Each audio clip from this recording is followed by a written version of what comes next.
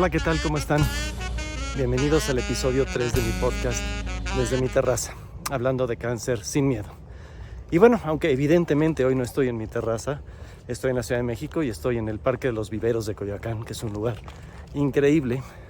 Pues viene a ser un viaje para despedirme de mi papá, ver cómo está su esposa, hablar con ella, los siguientes pasos, hacer algunos trámites, en fin. Pero pues bueno, es una disciplina esto de hacer un podcast y esto tiene que salir el viernes para quienes ya me están siguiendo, bueno, pues que tengan este material a la mano. Entonces voy a continuar con mi relato y me quedé que me habían hecho una tomografía para empezar a localizar dónde estaba el tumor, el grosor y para poder proceder, ¿no? Y a eso siguieron otros estudios de sangre. Un día me dicen, oye, le vamos a llevar a rayos X. Me llevaron ahí a la parte de rayos X y me tomaron placas de absolutamente todo el cuerpo. Pero de verdad, o sea, es como si con las placas que sacaron, después haría no sé, yo me lo imaginaba así, un rompecabezas y que pudieran armarlo y ver mi esqueleto completo, ¿no? De pies a cabeza. Pero bueno, pues obviamente todos esos estudios eran necesarios, estudios de sangre, factores de coagulación y todo, porque ya me tenían que preparar para hacerme una cirugía especial y poder sacar la muestra del tumor. Entonces, bueno, aquí ahora sí es donde entra ese misterioso personaje que fue mi compañero de habitación en el Hospital Español justo antes de que me hicieran la cirugía para poder tomar la biopsia. Y es nada más y nada menos que Joseph Salat. Salat, conocido así por todos los que estudiamos en el Colegio Ciudad de México, que en aquel entonces era el ESPCM, Escuela Secundaria y Preparatoria de la Ciudad de México, era el maestro de arte y era de verdad todo un personaje, divertidísimo, súper simpático. Debo decir que lástima que nunca fue mi maestro, pero era una persona excepcional, como buen artista, súper sensible, pero a la vez era muy amigable. Era un tipazazazo.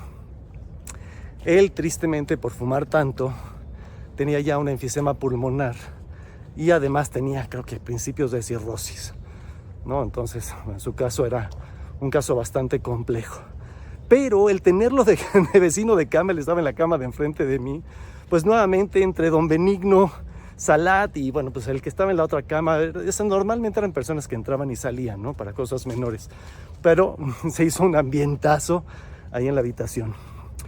Las que le temían a Salat eran las enfermeras, porque este canijo, o sea, a pesar de tener enfisema y todo lo que traía, le valía gorro y se metía al baño a fumar. Entonces, de pronto de la puerta del baño salía el olor a cigarro. Llegaban las enfermeras enfurecidas a tocar la puerta y casi a tirarla a patadas para que el hombre saliera de ahí y pues apagara el cigarrillo, ¿no? Porque lógicamente estaba estrictamente prohibido fumar en las habitaciones. Pero, curiosamente, era una época en la que todavía los doctores fumaban en la sala de médicos. Yo en realidad salía poco de mi habitación porque, bueno, pues estaba conectado al suero y todo esto.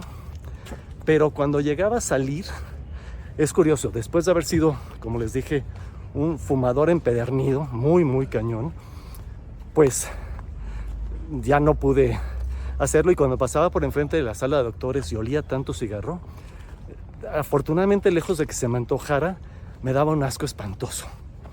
Y eso fue un buen signo, ¿no? O sea, el primer paso para dejar el cigarro. Y bueno, pues llegó el tiempo en que mejoré muchísimo de la neumonía.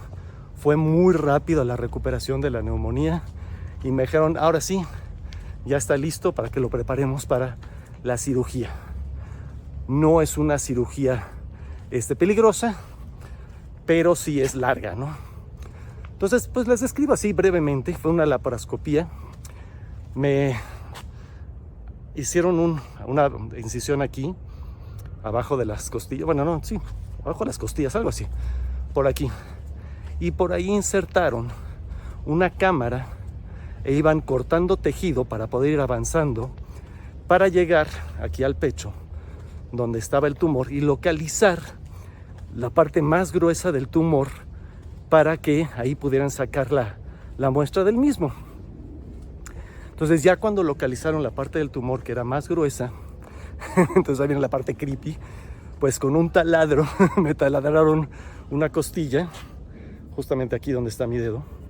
Ahí me taladraron la costilla y pues metieron el instrumento que utilizan para sacar la muestra de tejido.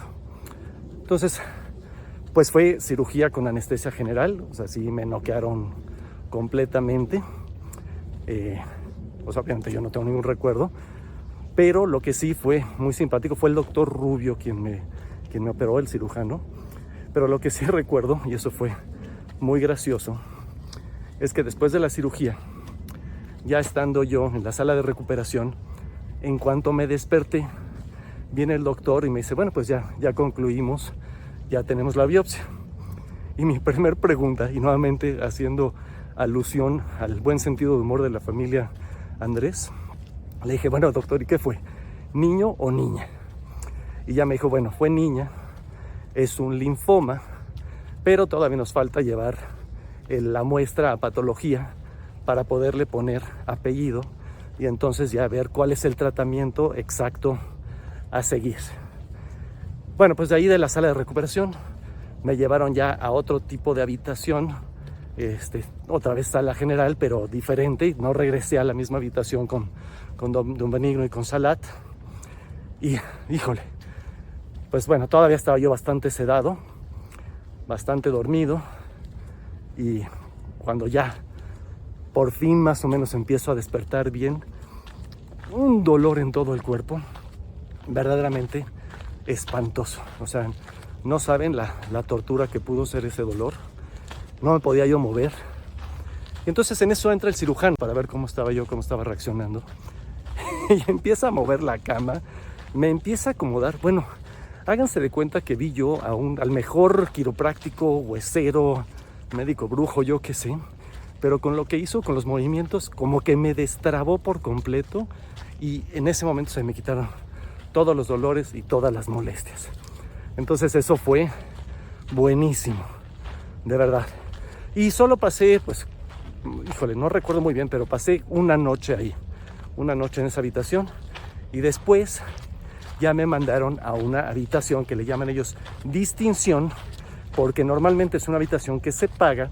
Yo, como les digo, era socio del Sanatorio Español, entonces yo no pagaba nada en sala general, pero en esta distinción tampoco pagaba nada, porque ya ahí me tenían conectado, de donde me abrieron, me conectaron una sonda que se llamaba Pleurovac, que me tenía que drenar, porque obviamente el avance de la laparoscopía genera pequeñas hemorragias internas y pues te tienen que ir drenando porque todo eso puede ser sujeto de infecciones, ¿no? Y ahí es donde entra una de las personas más maravillosas que yo he conocido en mi vida, porque primero, bueno, me tenían que asignar ya, cuando ya tuvieron más o menos el resultado, me tenían que asignar a un médico, ya un especialista, ¿no? Y sí, era un tumor canceroso, ¿no? Y maligno. Pero no es una historia mala, ¿eh? O sea, la historia de verdad es más bien buena.